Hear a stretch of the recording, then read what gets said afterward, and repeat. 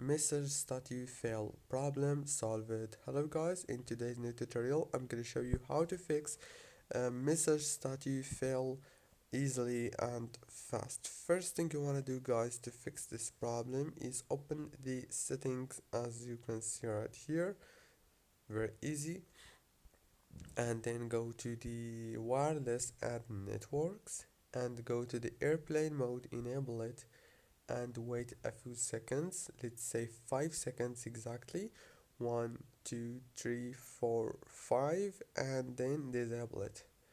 Now go back, open the apps manager on your phone.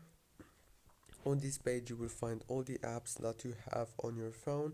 Click on Instagram, click on force stop and then click on storage, click on clear data, clear cache. Now last thing you want to do is restart your phone and that's it.